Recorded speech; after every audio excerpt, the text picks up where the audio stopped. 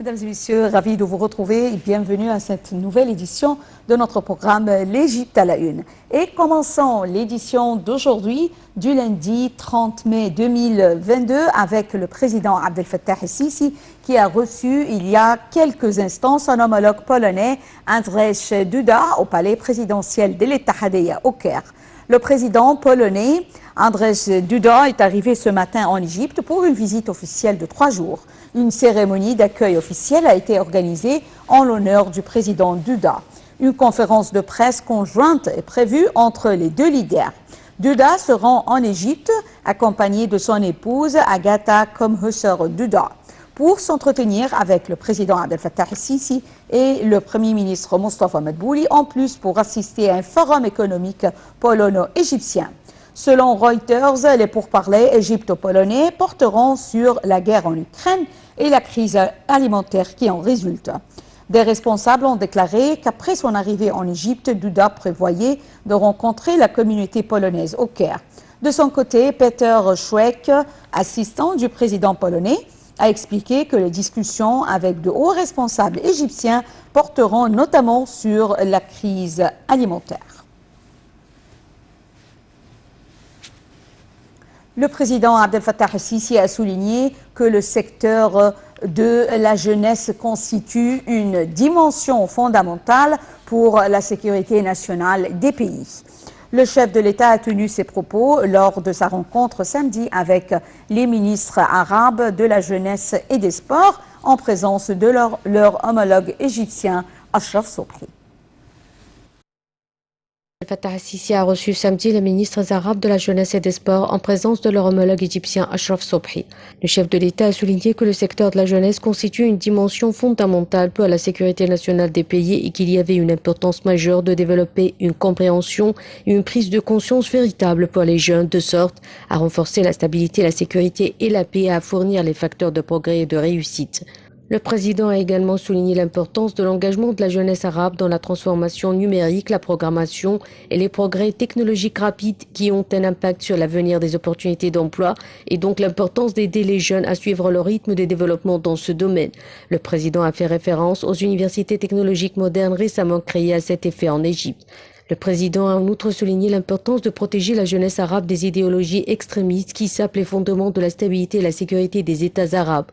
Il apprenait que 2023 soit une année de la jeunesse arabe au cours de laquelle soient organisées tout au long de l'année des activités alternativement dans les capitales arabes.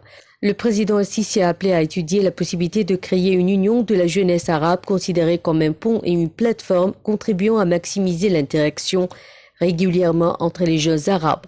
Les ministres arabes ont salué l'intérêt de l'Égypte sous la direction du président el-Sisi pour les domaines de la jeunesse et des sports qui se reflètent à travers les nombreuses initiatives interactives avec les jeunes et l'organisation des événements et des conférences nationales, régionales et internationales de la jeunesse au cœur de la stratégie de développement national en Égypte.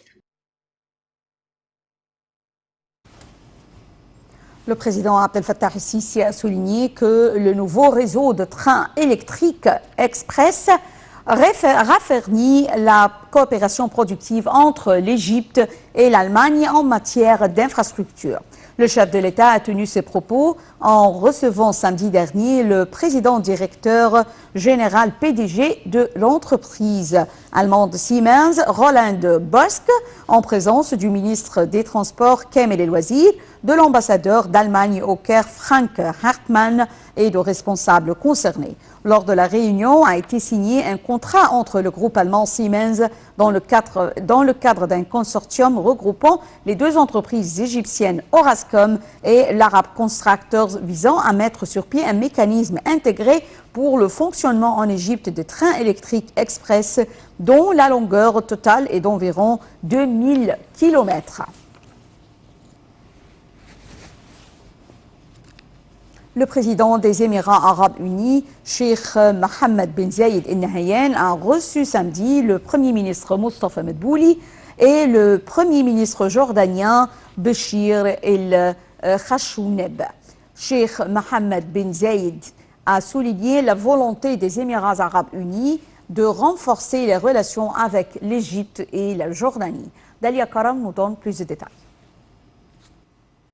Lors d'une réunion tenue au palais Al-Shati à Abu Dhabi, le Premier ministre Mustafa Madbouli et son homologue jordanien Bishar Al-Kassaoune ont informé Sheikh Mohammed Ben Zayed de l'initiative de coopération trilatérale jordano-émiratie-égyptienne pour l'intégration industrielle, soulignant son importance dans l'établissement d'un partenariat stratégique qui renforcerait l'intégration industrielle entre les trois pays.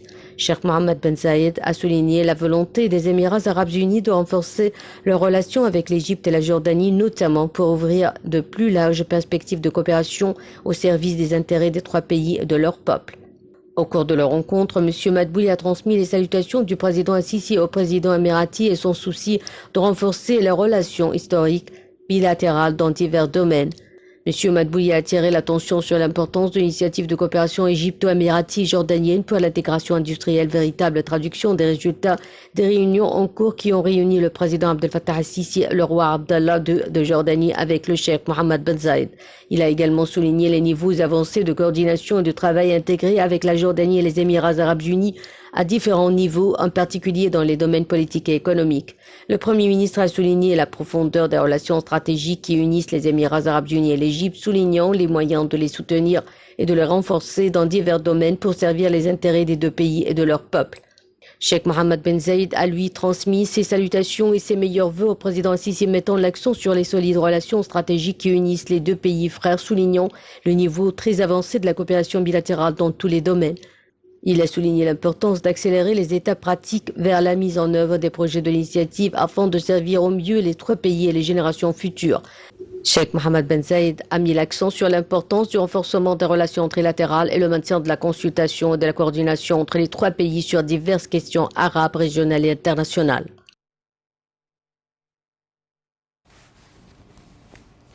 Le Premier ministre jordanien Bachir El-Khassaoune a affirmé que les rencontres régulières qui réunissent les dirigeants d'Égypte, de la Jordanie et des Émirats arabes unis avaient permis d'atteindre des niveaux avancés de coordination et d'action complémentaires. Monsieur El-Khassaoune s'exprimait devant la réunion tripartite à laquelle a participé le Premier ministre Mustafa Madbouli à Abu Dhabi pour donner le coup d'envoi au partenariat industriel complémentaire pour le développement économique durable entre l'Égypte, les Émirats arabes unis et la Jordanie.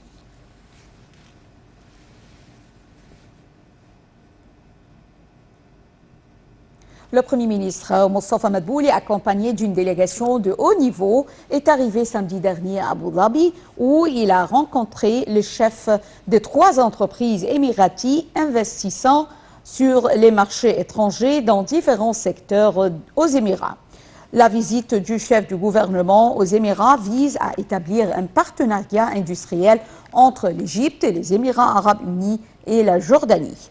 Le Premier ministre Mustafa Madbouli a affirmé que l'État égyptien cherchait à attirer davantage d'investissements étrangers et à accroître les contributions du secteur privé. Madbouli a souligné que cette réunion reflétait la volonté du gouvernement égyptien de renforcer la présence de plusieurs entreprises émiraties opérant dans différents domaines en Égypte. Madbouli a affirmé que les efforts déployés par l'État se concentraient sur certains secteurs, en tête desquels le secteur de l'industrie.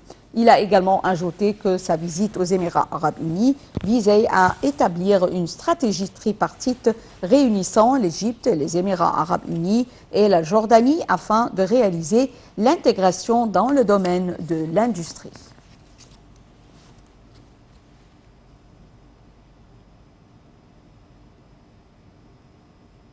Les Émirats arabes unis et l'Égypte renforcent leur coopération pour produire de l'hydrogène vert par l'intermédiaire de la société émirati Masdar. L'objectif est d'installer des centres de production de cette ressource en Égypte avec une capacité de production de 4 gigawatts d'ici 2030. Dalia Karam nous donne plus de détails.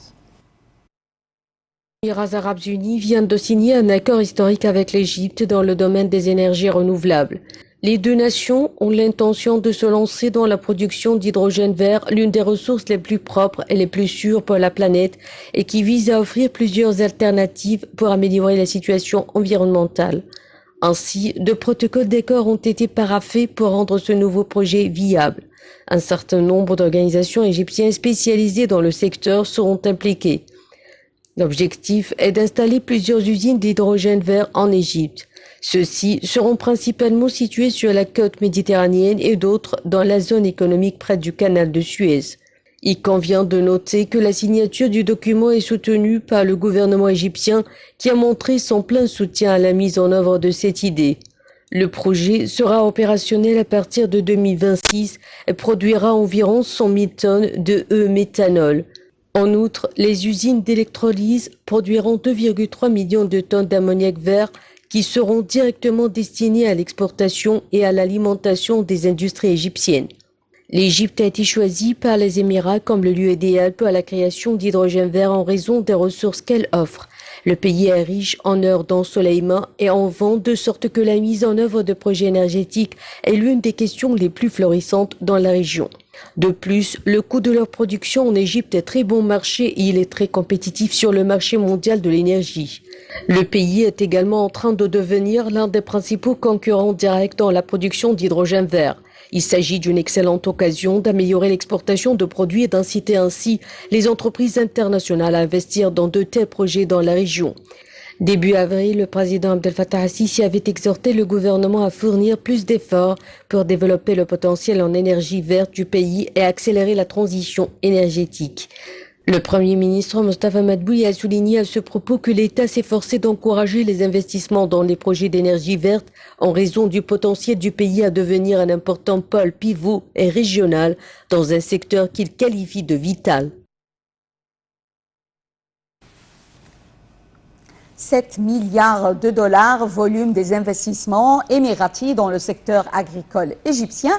C'est ce qu'a déclaré le ministre de l'Agriculture et de la Bonification des terres, El Sayed El Qusseir. Il a fait savoir que l'Égypte réjouissait d'un climat attrayant pour les investissements et s'évertuait à renforcer son partenariat avec les investisseurs émiratis.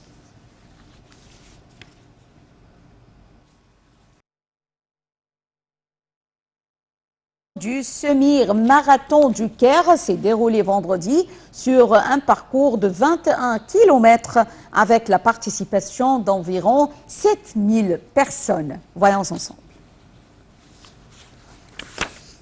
Bénéficier d'un soutien inédit du président Abdel Fattah al-Sisi, a fait savoir le ministre dans une interview à l'agence de presse émirati WAM lors de la participation de son ministère en février dernier à la semaine de l'alimentation et de l'agriculture à Expo 2020 Dubaï. Le ministre a dit que l'agriculture constitue un support essentiel de l'économie nationale non seulement en Égypte mais dans bon nombre de pays africains, car elle contribue au PIB, à la création d'emplois et aux exportations, assure l'alimentation et les matières de base nécessaires aux industries nationales. Le ministre de l'Agriculture a ensuite cité les projets nationaux égyptiens entrepris dans ce secteur, entre autres le projet de bonification d'1,5 million de fédans, le nouveau delta qui doit ajouter 2,2 millions de fédans à la superficie agricole du pays, la bonification de 550 000 fédans au Sinaï, à Toshka et à l'ouest de la Wainat, ainsi que la création de serres sur une étendue de 100 000 fédans. Le projet agro-industriel Égypte-Émirati pour la bonification et la culture de près de 190 000 fédans et la création d'une usine de fabrication de sucre de qualité à partir de betteraves sera le plus grand à l'échelle mondiale d'une capacité de production quotidienne de 35 000 tonnes. Le projet s'engagera dans le raffinage de 900 000 tonnes annuelles de sucre brut. Canal Sugar Compound, de projet agro-industriel intégré en vertu d'un contrat de location avec un droit d'exploitation allant jusqu'à 60 ans dans le désert de l'Est, dans le gouvernorat de Minya à 250 km au sud du Caire. Le premier est un projet d'agriculture et de bonification de terre qui sera exécuté sur 190 000 fédans. Il sera destiné à l'agriculture de denrées alimentaires de base, en hiver la betterave et le blé pour la consommation locale et en été les fèves et le maïs destinés à l'exportation. Le second projet est destiné à la construction d'une usine de production de sucre blanc de qualité à partir de betteraves. Le montant des investissements serait de 2 milliards de dollars, dont 550 millions destinés aux projets agricoles et 450 millions à la mise en place d'une usine d'une capacité de production de 750 000 tonnes annuelles. Selon le ministre de l'Agriculture et de la Bonification des terres, l'Égypte souhaite renforcer son partenariat avec les investisseurs émiratis. Il a affirmé le souci de l'État de lever tous les obstacles auxquels sont confrontés les investisseurs émiratis afin d'encourager les investissements des Émirats arabes unis en Égypte.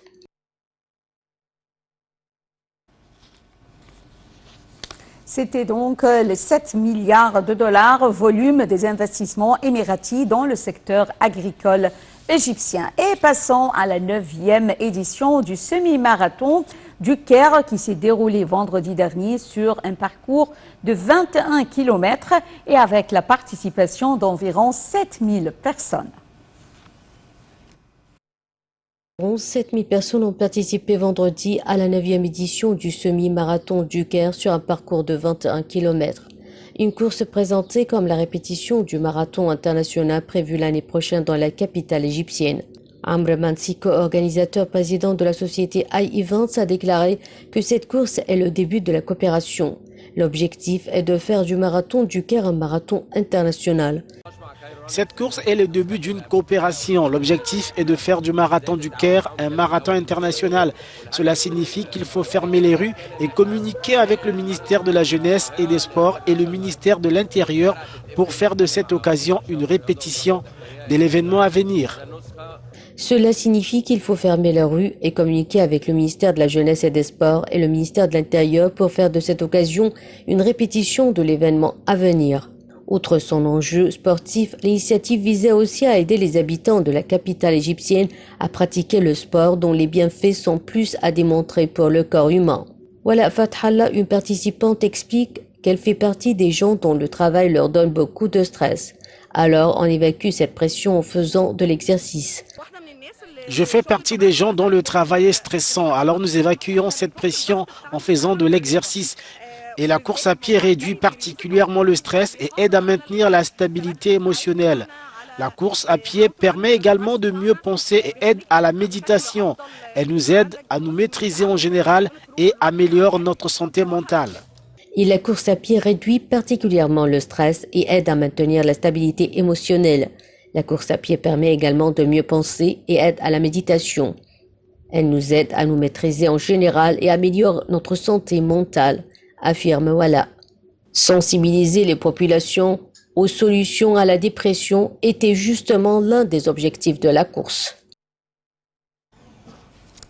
Le musée du Louvre invite les amateurs d'histoire antique à découvrir l'exposition Pharaon des deux terres et l'époque africaine des Troies de Napata du 27 avril au 25 juillet 2022. Une rétrospective autour des rois de Nubie, dont le plus connu de tous, Taraka, qui vient nous conter son histoire hors du commun. Voyons ensemble. Connu de l'Égypte antique, la dynastie des rois de Napata. Quand on pense aux pharaons de l'Égypte antique, on a souvent les mêmes noms en tête, Khéops, Akhenaton, Toutankhamon ou encore Ramsès II. Mais avez-vous déjà entendu parler de Pianki, Shabataka, Shabaka, Taraka ou encore de Tanouetalmani? Originaires du royaume de Kouch, longtemps dominé par l'Égypte, ces souverains nubéens n'étaient pas prédestinés à allonger de leur nom la liste des pharaons d'Égypte. Mais le cours de leur destin va changer au 8e siècle avant Jésus-Christ. À cette période, le royaume d'Égypte est divisé et tombe dans l'instabilité. La Nubie est devenue indépendante et le royaume de Kouch s'y est établi. Alors que la situation en Égypte ne fait que s'aggraver, le roi de Kouch, Pianki, profite de ce moment de fragilité pour conquérir toute la vallée du Nil. Ses successeurs héritent de cette conquête et réunifient l'Égypte et le pays de Kouch. Ils fondent la 25e dynastie et occupent le trône d'Égypte jusqu'en 655 avant Jésus-Christ, date de prise de pouvoir par les Assyriens. À l'occasion du bicentenaire du déchiffrement des hiéroglyphes par Champollion, le Louvre raconte l'histoire méconnue de ces pharaons à travers l'exposition Pharaon des deux terres. L'épopée africaine des rois de Napata présentée au Louvre du 28 avril au 25 juillet 2022. Comme à son habitude, le prestigieux musée parisien offre l'occasion aux visiteurs de découvrir des pièces somptueuses comme on peut rarement en voir. Statuettes en bronze et or, stèles, statues monumentales et bijoux. Objets qui sont pour certains récemment sortis de fouilles. Mesdames et messieurs, fin de cette émission de notre programme L'Égypte à la une et également fin de la transmission en langue française qui reprend à 18h locale. Merci pour votre fidélité à Nile TV International et bonne soirée. Au revoir.